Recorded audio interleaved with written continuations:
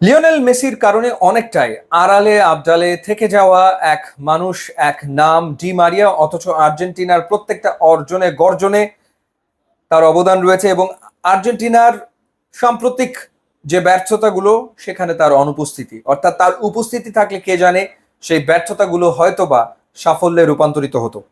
2021 Copa America, ব্রাজিলের মারাকানা স্টেডিয়ামে মুখোমুখি আর্জেন্টিনা আর সেই ব্রাজিলই। কে গোল করলেন?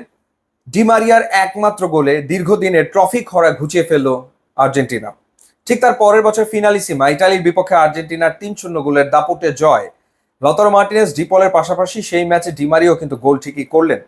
এবং ঠিক তার পরের বছর সেই মহেন্দ্র খন, আর্জেন্টিনার 36 বছরের অপেক্ষা ঘুচবে কিনা সেই প্রশ্ন যখন সামনে, ফ্রান্স যখন সামনে, সেই ফ্রান্সের বিপক্ষে ঠিকই ফাইনালে মেসির পাশাপাশি গোল করলেন ডি মারিয়া। এবং দেখার মতো পরপর 3টা ফাইনালে ডি মারিয়ার গোল, 3টা ট্রফি আর্জেন্টিনার।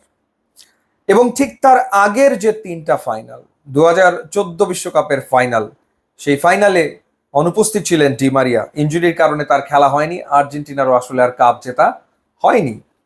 এবং এরপর 2015 কোপার ফাইনাল, ফার্স্ট হাফেই ইনজুরিতে পড়ে গেলেন, মাঠ ছেড়ে বেরিয়ে গেলেন, আর্জেন্টিনার আর কাপ জেতা হলো না। একই কথা, একই ঘটনা 2016 কোপা আমেরিকাতে।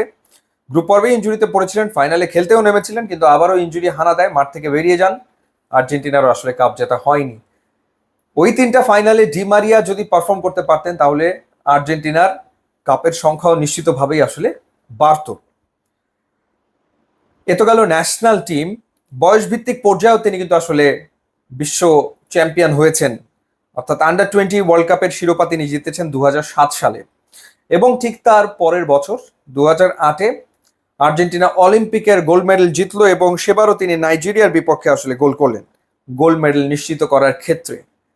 তো সেই ক্ষেত্রে আর্জেন্টিনার প্রত্যেকটা অর্জনে গর্জনে ডি মারিয়ার নাম মিলে মিশে একাকার হয়ে আছে। সেই ডি মারিয়া আরো একবার আর্জেন্টিনার জার্সিতে আরো একটা ফাইনাল খেলতে নামবেন কলম্বিয়ার বিপক্ষে কোপা আমেরিকায়, এবং এটি হতে যাচ্ছে তার শেষ ম্যাচ। এখন পর্যন্ত 144টা ম্যাচ আর্জেন্টিনার জার্সিতে তিনি খেলেছেন। 2008 সালের 6ই সেপ্টেম্বর তার ডেবিউ হয় আর্জেন্টিনা টিমে, এবং তার চেয়ে বেশি ম্যাচ আর্জেন্টিনার জার্সিতে খেলেছেন দুজন, লিওনেল মেসি 185টা এবং হাভিয়ার মাসোরানো 147টা। শেষটাও তিনি রাঙাতে পারবেন কিনা, শেষ ফাইনালটাতেও তার নান্দনিক কোনো গোল দেখা যাবে কিনা, এবং তার গোলে আর্জেন্টিনা আরো একবার শিরোপা উৎসব করবে কিনা, এই প্রশ্নের উত্তরের অপেক্ষায় সবাই রয়েছে, আর্জেন্টাইন ভক্তরা রয়েছে। কিন্তু উৎসবটা যদি হয়ও কিছুটা আসলে বেদনা মিশে থাকবে, কারণ ডি মারিয়াকে আর্জেন্টিনার জার্সিতে আসলে আর দেখা যাবে না। সো নিশ্চিতভাবেই বিগ ম্যাচ প্লেয়ারদের যদি তালিকা তৈরি করতে হয়, সেই তালিকাতে একটা নামকে রাখতেই হবে, এবং সেই নামটা হচ্ছে ডি মারিয়া। জানিয়ে রাখি যে দুটো ফাইনাল এগিয়ে আসছে, এবং এই ফাইনাল দুটো দেখার সহজ উপায় হচ্ছে গ্রামীণ ফোনের মাত্র 26 টাকার প্লেপ্যাক স্পোর্টস ধামাকা প্যাকটি নিয়ে আপনি খুব সহজেই সাবস্ক্রাইব করে ফেলবেন টি স্পোর্টস ও সনি লিভে।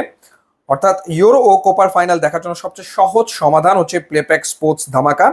মাইজিপি অ্যাপের অফার অপশনে যে এন্টারটেনমেন্ট ট্যাবটি ক্লিক করে প্লেপ্যাক স্পোর্টস ধামাকা প্যাকটি নিয়ে নিলেই আপনি আরামসে দুটো ফাইনাল দেখে ফেলতে পারবেন। ইউটিউব এবং ইনস্টাগ্রাম লিঙ্ক দেওয়া আছে, যোগ দিলে খুবই খুশি হব। And thanks for watching.